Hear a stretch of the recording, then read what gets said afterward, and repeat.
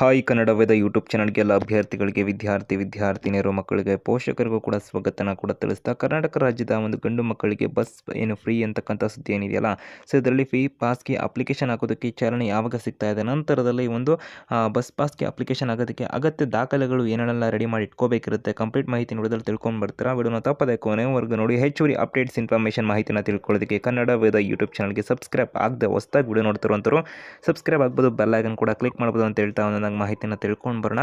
ಇತ್ತೀಚೆಗೆ ಅಂದರೆ ನೂತನವಾಗಿ ಮುಖ್ಯಮಂತ್ರಿ ಆಗಿರ್ತಕ್ಕಂತಹ ಡಿ ಕೆ ಶಿವಕುಮಾರ್ ಅವರ ನೇತೃತ್ವದಲ್ಲಿ ನಡೆದಂತಹ ಮೊದಲ ಸಂಪುಟ ಸಭೆಯಲ್ಲಿ ಈಗಾಗಲೇ ಮಹಿಳೆಯರಿಗೆ ಏನು ಫ್ರೀ ಒಂದು ಶಕ್ತಿ ಯೋಜನೆಯಡಿ ಬಸ್ಗಳಲ್ಲಿ ಉಚಿತ ಪ್ರಯಾಣಕ್ಕೆ ಅವಕಾಶ ಮಾಡಿಕೊಟ್ಟಿದ್ದಾರಲ್ಲ, ಅದೇ ರೀತಿಯಾಗಿ ರಾಜ್ಯದ ಎಲ್ಲ ವಿದ್ಯಾರ್ಥಿಗಳಿಗೆ ಅಂದರೆ ಗಂಡು ಮಕ್ಕಳು ಸೇರಿದಂತೆ ಉಚಿತ ಬಸ್ ಪಾಸ್ ನೀಡೋದಕ್ಕೆ ಮಹತ್ವದ ಒಂದು ತೀರ್ಮಾನ ಕೂಡ ತಗೊಂಡಿದ್ದಾರೆ ಅಂತ ಹೇಳ್ಬೋದಾಗಿದ್ದು, ಇದಕ್ಕೆ ಸಂಬಂಧಪಟ್ಟಂತೆ ಕಂಪ್ಲೀಟ್ ಮಾಹಿತಿಯನ್ನು ನೋಡೋದಾರೆ ಉಚಿತ ಪಾಸ್ ವಿತರಣೆ ಏನಿದೆ ಯಾವಾಗ ಆರಂಭ ಮಾಡ್ತಾರೆ, ಚಾಲನೆ ಇದ್ರ ಬಗ್ಗೆ ತಿಳಿಸಿದರೆ ಚಾಲನೆಗೆ ಸಂಬಂಧಪಟ್ಟಂತೆ ಒಂದು ಸಭೆಯೆಲ್ಲ ಮಾಡೋದ್ರ ಮುಖಾಂತರದಲ್ಲಿ ಅವರು ಅನೌನ್ಸ್ಮೆಂಟನ್ನು ಕೊಟ್ಟಿದ್ದಾರೆ. ಮುಖ್ಯಮಂತ್ರಿ ಆಗಿರ್ತಕ್ಕಂಥ ಡಿ ಕೆ ಶಿವಕುಮಾರ್ ಅವರು ಇನ್ನೊಂದು ಅನೌನ್ಸ್ಮೆಂಟನ್ನು ಕೊಡೋದ್ರ ಮುಖಾಂತರ ಚಾಲನೆ ಕೊಡುವಂಥ ಸಾಧ್ಯತೆಗಳು ಸದ್ಯಕ್ಕೆ ಇರುವಂಥದ್ದಾಗಿರುತ್ತೆ.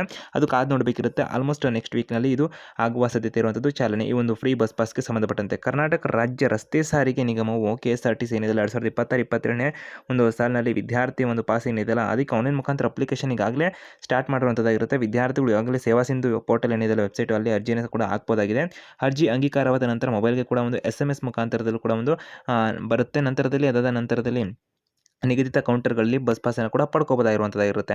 ಸೊ ಈಗ ಒಂದು ವೆಯ್ಟ್ ಕೂಡ ಮಾಡಿ ಅಂತಲೇ ಹೇಳ್ಬೋದಾಗಿರುತ್ತೆ. ಸೊ ಈ ಥರ ಒಂದು ಫ್ರೀ ಪಾಸ್ಗೆ ಯಾವ ರೀತಿಯಾಗಿ ಅರ್ಜಿ ನಮೂನೆಗಳು ಬರುತ್ತೆ ಕಾದು ನೋಡಬೇಕಿರುವಂಥದ್ದಾಗಿರುತ್ತೆ. ಅದಕ್ಕೆ ಸಂಬಂಧಪಟ್ಟಂತೆ ಸೊ ಅಭ್ಯರ್ಥಿಗಳು ಈಗಾಗಲೇ ಅಪ್ಲಿಕೇಶನ್ ಆಗ್ತಾ ಇದ್ರಿ ಈಗ. ಸೊ ಅದು ನೀವು ಅಮೌಂಟ್ ಹಿಂದಿನ ಒಂದು ಯೋಜನೆಗಳೇನಿರ್ತಲ್ಲ ಆ ಪ್ರಕಾರದಲ್ಲಿ ಅದು ಹೋಗ್ತಾ ಇರುವಂಥದ್ದಾಗಿರುತ್ತೆ. ಆ ಕಾರಣಕ್ಕೆ ವೆಯ್ಟ್ ಮಾಡಿ ನೋಡಿ ಸ್ವಲ್ಪ ದಿನ ಅಂತ ಹೇಳ್ಬೋದು. ನಂತರದಲ್ಲಿ ಯೋಜನೆಗೆ ಯಾರೆಲ್ಲ ಅರ್ಹರು ಅಂತ ನೋಡಿದರೆ ಪ್ರಾಥಮಿಕ ಶಾಲೆ, ಪ್ರೌಢಶಾಲೆ, PUC, ಡಿಪ್ಲೊಮೊ, ITI ಪದವಿ, ಸ್ನಾತಕೋತ್ತರ PG ಏನು ಓದ್ತಿರ್ತಕ್ಕಂಥ ವಿದ್ಯಾರ್ಥಿಗಳು ಇರುತ್ತಲ್ಲ ಮತ್ತು PhD ಮಾಡುವ ಕರ್ನಾಟಕದ ಎಲ್ಲ ಸ್ಥಳೀಯ ವಿದ್ಯಾರ್ಥಿಗಳು ಅಂತ ಮಾಹಿತಿಯನ್ನು ಕೊಟ್ಟಿದ್ರೆ PG ತನಕ ಅವರು ಮಾಹಿತಿಯನ್ನು ಕೊಟ್ಟರು. ಬಟ್ PhDಗೂ ಕೊಡುವ ಸಾಧ್ಯತೆ ಸದ್ಯಕ್ಕೆ ಕಂಡು ಬರ್ತಿರೋದಾಗಿರುತ್ತೆ. ಸ್ಟಡಿ ಮಾಡ್ತಿರುವಂಥವ್ರಿಗೆ ಆಗಿರೋದ್ರಿಂದ ವಿದ್ಯಾರ್ಥಿಗಳು ಅಂತ ಮೆನ್ಷನ್ ಆಗ್ತಿರೋದ್ರಿಂದ ಗಂಡು ಮತ್ತು ಹೆಣ್ಣು ಮಕ್ಕಳು ಎಲ್ಲರಿಗೂ ಕೂಡ ಉಚಿತ ಒಂದು ಬಸ್ ಪಾಸ್ಗೆ ಅರ್ಹರಿರ್ತಾರೆ ಅಂತ ಮಾಹಿತಿಯನ್ನು ಕೊಟ್ಟಿದ್ದಾರೆ. ಹೆಣ್ಮಕ್ಳಿಗೆ ಶಕ್ತಿ ಯೋಜನೆಯಿಂದ ಸೊ ಅವರು ಸಾಮಾನ್ಯವಾಗಿ ಒಂದು ID ಪ್ರೂಫ್ನ ತೋರಿಸೋ ಮುಖಾಂತರ ಓಡಾಡಬಹುದಾಗಿರುವಂಥದ್ದಾಗಿರುತ್ತೆ. ಬಟ್ ಈಗ ಗಂಡು ಮಕ್ಕಳಿಗೂ ಕೂಡ ಉಚಿತ ಪಾಸ್ಗೆ ಅಪ್ಲಿಕೇಶನ್ ಹಾಕಬೇಕಾಗಿರುತ್ತೆ. ಗಮನಿಸಿ, ಈ ಸೌಲಭ್ಯ ಏನಿದೆ ಕೇವಲ ಕರ್ನಾಟಕ ರಾಜ್ಯದ ಒಂದು ವಿದ್ಯಾರ್ಥಿಗಳು ಇರುತ್ತಲ್ಲ, ಕರ್ನಾಟಕ ಮೂಲ ವಿದ್ಯಾರ್ಥಿಗಳು ಇರ್ತಾರಲ್ಲ ಅವರಿಗೆ ಮಾತ್ರ ಅನ್ವಯ ಆಗುತ್ತೆ ಅಂತ ಮಾಹಿತಿಯನ್ನು ಕೊಟ್ಟಿರುವಂಥದ್ದಾಗಿರುತ್ತೆ. ಸ್ಪಷ್ಟ ಕೂಡ ಪಡಿಸಿದ್ದಾರೆ. ಸೊ ಇವಾಗ ಬೇರೆ ಒಂದು ಸಿಟಿಯಿಂದ ಬರ್ತಾ ಇರೋಂಥ ಅಭ್ಯರ್ಥಿಗಳಿಗೆ ಅದು ಅನ್ವಯ ಆಗುವುದಿಲ್ಲ. ಅರ್ಜಿ ಸಲ್ಲಿಸೋದಕ್ಕೆ ಏನೇನು ಅಗತ್ಯ ದಾಖಲೆಗಳು ಬೇಕು ಇದನ್ನು ನೋಡುವಂಥದ್ದರೆ ಸೊ ಆನ್ಲೈನ್ನಲ್ಲಿ ಅಥವಾ ಬೆಂಗಳೂರು ಒಂದು ಕೇಂದ್ರಗಳೇನಿರ್ತಾವಲ್ಲ, ಅಂದರೆ ಕರ್ನಾಟಕವನ್ನಾಗಿರ್ಬೋದು ಒಂದು ಕೇಂದ್ರಗಳನ್ನೇ ಕೊಟ್ಟಿದ್ದಾರಲ್ಲ, ಬೆಂಗಳೂರನ್ನಾಗಿರ್ಬೋದು, ಕರ್ನಾಟಕವನ್ನು, ಗ್ರಾಮವನ್ನು, ಈ ಒಂದು ಮುಖಾಂತರ ಅಪ್ಲಿಕೇಶನ್ ಹಾಕ್ಬೋದಾಗಿರುತ್ತೆ. ಇಲ್ಲಿ ವಿದ್ಯಾರ್ಥಿಗಳಿಗೆ ಅವರ ಇತ್ತೀಚಿನ ಒಂದು ಪಾಸ್ಪೋರ್ಟ್ ಒಂದು ಭಾವಚಿತ್ರ ಬೇಕಾಗುವಂಥ ಸಾಧ್ಯತೆ ಇರುವಂಥದ್ದಾಗಿರುತ್ತೆ. ಪಾಸ್ಪೋರ್ಟ್ ಫೋಟೋ ಏನು ಇರುತ್ತಲ್ಲ ಅದು ಬೇಕಾಗಿರುವಂಥದ್ದಾಗಿರುತ್ತೆ. ಆಧಾರ್ ಕಾರ್ಡ್ ಅಂತಕ್ಕಂಥದ್ದು ಕೂಡ ಬೇಕಾಗಿರುವಂಥದ್ದಾಗಿರುತ್ತೆ. ಮತ್ತು ವಿಳಾಸ ಮತ್ತು ಗುರುತಿನ ಪುರಾವೆಯಾಗಿ ಆಧಾರ್ ಕಾರ್ಡ್ ಬೇಕಿರುತ್ತೆ. ಸೊ ನಂತರದಲ್ಲಿ ಶಾಲಾ ಕಾಲೇಜು ಏನಿರುತ್ತಲ್ಲ ಅದರ ಒಂದು ಪ್ರವೇಶ ಅಡ್ಮಿಷನ್ ಸ್ಲಿಪ್ ಏನಿರುತ್ತಲ್ಲ ಅದು ಮತ್ತು ID ಕಾರ್ಡ್ ಅಂತಕ್ಕಂಥದ್ದು ಇರುತ್ತಲ್ಲ ಅದು ಕೂಡ ಬೇಕಾಗಿರುವಂಥದ್ದಾಗಿರುತ್ತೆ. ಎರಡರಲ್ಲೊಂದು. ನಂತರ ಮಾರ್ಕ್ಸ್ ಕಾರ್ಡ್ ಅಷ್ಟು ಮ್ಯಾಟರ್ ಆಗೋದಿಲ್ಲ ಇಲ್ಲಿ.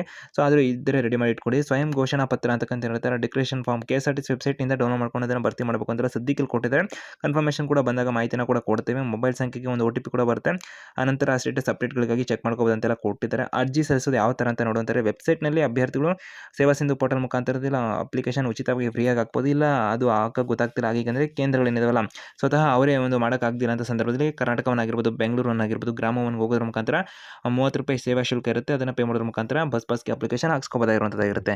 ಎಲ್ಲ ನಿಮ್ಮ ಸ್ನೇಹಿತರಿಗೆ ಆದಷ್ಟು ವಿಡಿಯೋ ಶೇರ್ ಮಾಡಿ ಮಾಹಿತಿಯನ್ನು ತಲುಪಿಸಿ.